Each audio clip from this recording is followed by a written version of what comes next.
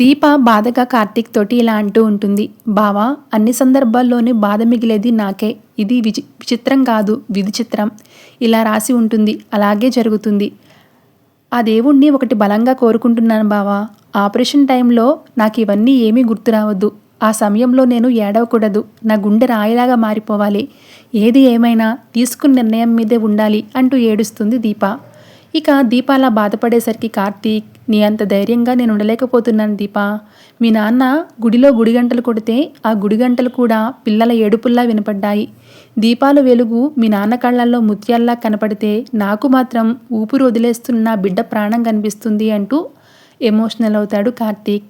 ఆ మాటలకు దీప మరింత బాధపడుతూ కార్తీక్ చేతుల్ని తన చేతుల్లోకి తీసుకుని గుండెలకు హత్తుకుంటూ, నన్ను క్షమించు బావా, తీసుకునే ఓపిక లేదు, కానీ నీ భారమంతా నేనే మొయ్యాలని ఉంది అంటుంది ఏడుస్తూ. వెంటనే కార్తీక్ దీప కన్నీళ్లు తుడుస్తూ, వద్దు దీప, నువ్విన్నాళ్ళు మోసిన కన్నీళ్లు చాలు, ఈసారి నేను మోస్తాను అని దీపను గుండెలకు హత్తుకుంటాడు. ఇక మరోవైపు జో, పారు ఇంటి బయట మాట్లాడుకుంటూ ఉంటారు. జో కంగారుగా, గ్రానీ, మా డాడీ చెప్పింది నిజమేనంటావా అంటుంది. దశరథ్ అబద్ధం చెప్పడే, నా కొడుకు దాసు వస్తాడు, అడుగు వచ్చేశాడు అని దాసుని సంతోషంగా ఆహ్వానం పలుకుతుంది పారు. ఇక జ్యోత్స్న కూడా, నాన్న ఎక్కడికి వెళ్ళిపోయావు నాన్న అంటూ ప్రేమను నటిస్తుంది. దాంతో దాసు ఓ నవ్వు నవ్వి, తప్పమ్మా, నాన్న అని పిలవకూడదు, చిన్నాన్న అని పిలవాలి అనేసరికి, అంటే ఆ రిపోర్ట్స్ నువ్వు కూడా నమ్ముతున్నావా అని అడుగుతుంది. రిపోర్ట్స్ విషయం నా దాకా వచ్చిందని నీకు అర్థమైందా అని దాసు అడిగేసరికి వెంటనే పారు, దీనికి అన్నీ అర్థమైపోతారా, కానీ ఏమీ తెలియనట్టు నటిస్తుంది అంటుంది. నీ పెంపకం కదమ్మా, అలానే ఉంటుంది అని చురకలు వేస్తాడు దాసు. నేను నీ కన్నతల్లినిరా, మరీ అలా వెటకారం చేయొద్దు. ఒరే, ఆ రోజు నువ్వు వదిలేసింది దశరథ్ కూతుర్ని కాదు, నీ కూతుర్ని.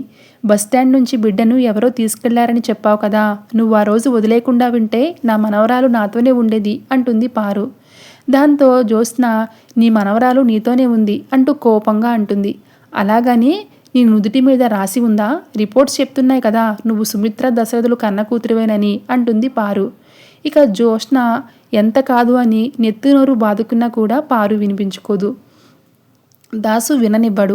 నువ్వేక నన్ను నాన్న అని పిలవకమ్మా అంటాడు. ముందు ఇది నిన్ను కిడ్నాప్ చేసి ఏం చేసింది అది చెప్పరా దాసు, దీని సంగతి నేను చెప్తాను అంటుంది పారు కోపంగా. పారు అలా అడగగానే దాసు, కిడ్నాప్ చేసిన తను నన్ను బాగా చూసుకుందమ్మా, నాకు ఏ లోటు చేయలేదు అంటాడు.